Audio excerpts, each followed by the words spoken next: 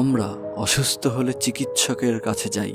তিনি আমাদের রোগ নির্ণয় করেন, ওষুধ দেন এবং প্রয়োজনে সার্জারি বা কোয়ারেন্টাইনের পরামর্শ দেন।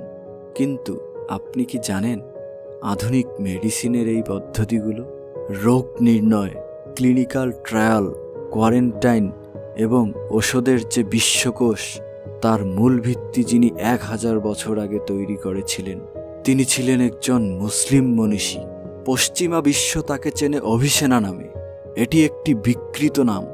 ইসলামের ইতিহাসে তাকে চেনে আবু আলী আল হুসাইন ইবনে আবদুল্লাহ আল ইবনে সিনা বা সংক্ষেপে ইবনে সিনা নামে।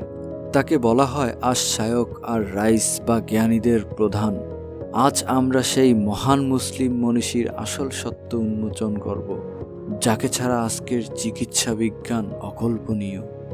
980 খ্রিস্টাব্দে বুখারায়, বর্তমান উজবেকিস্তান, জন্মগ্রহণ করেন ইবনে সিনা।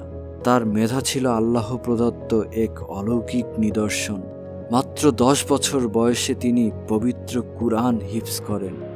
মাত্র 16 বছর বয়সে তিনি সমসাময়িক চিকিৎসাবিদ্যায় এত পারদর্শী হয়ে ওঠেন যে প্রবীণ চিকিৎসকরা তার কাছে পরামর্শ নিতে আসতেন এবং মাত্র 18 বছর বয়সের মধ্যে তিনি গণিত, ফিকহ, মানবিক দর্শন এবং চিকিৎসা শাস্ত্রে সম্পূর্ণ দক্ষতা অর্জন করেন। একবার বুখারার বাদশাহ নূহ ইবনে মনসুর এক দুরারোগ্য ব্যাধিতে আক্রান্ত হন। রাজ্যের সকল চিকিৎসক যখন ব্যর্থ, তখন কিশোর ইবনে সিনা তার চিকিৎসা করেন এবং বাদশাকে সুস্থ করে তোলেন। পুরস্কার হিসেবে বাদশাহ খুশি হয়ে তার জন্য রাজ্যের শাহনামা লাইব্রেরির দরজা খুলে দেন। এই লাইব্রেরি ছিল তার জ্ঞানের মহাসাগরের দরজা।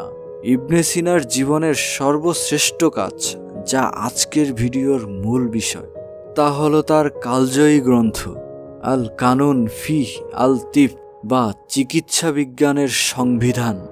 এটি কোনো সাধারণ বই ছিল না। এটি ছিল 5 খণ্ডের সমাপ্ত প্রায় 10 লক্ষ শব্দের এক বিশাল মেডিকেল এনসাইক্লোপিডিয়া। এর সত্যতা কি? 1.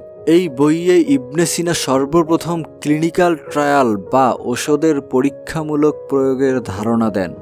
2. তিনি প্রথম সংক্রামক ব্যাধি এবং কোয়ারেন্টাইনের মাধ্যমে তা প্রতিরোধ বৈজ্ঞানিক ধারণা দেন, যা আমরা এই কোভিড যুগে দেখেছি। তিনি মানুষের অ্যানাটমি, সার্জারি পদ্ধতি এবং শত শত রোগের লক্ষণ, তার প্রতিকারের বিস্তারিত বর্ণনা দেন। 4. তিনি 760টিরও বেশি ওষুধ বা ভেষজ গুণাগুণ এবং তা ব্যবহারের পদ্ধতি তালিকাভুক্ত করেন, যে সত্য আড়াল করা হয়। এখন শুনুন আসল সত্যটি। ইবনে সিনার লেখা এই আল কানুন বইটি যখন ল্যাটিন ভাষায় অনুবাদিত হয়ে ইউরোপে পৌঁছায়, তখন তা চিকিৎসা বিজ্ঞানের এক বিপ্লব ঘটিয়ে ফেলে। ইউরোপের মেডিকেল বিশ্ববিদ্যালয়গুলোতে এটি 600 বছরেরও বেশি সময় ধরে প্রধান পাঠ্য বই বা বাইবেল অফ মেডিসিন হিসেবে পড়ানো হয়েছে। অর্থাৎ আজকের যে আধুনিক চিকিৎসা বিজ্ঞান নিয়ে পশ্চিমারা গর্ব করে, তার ভিত্তিপ্রস্তর স্থাপন করে দিয়েছেন একজন মুসলিম ইবনে সিনা।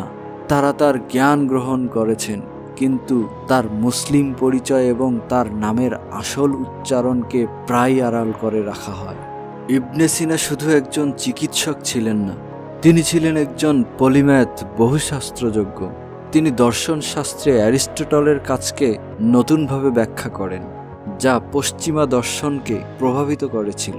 তিনি জ্যোতির্বিদ্যা, গণিত, মনোবিজ্ঞান, এমনকি ইসলামিক ধর্মতত্ত্ব নিয়েও প্রায় 450টি গ্রন্থ রচনা করেন। তার জ্ঞান ছিল এক মহাসাগরের মতো।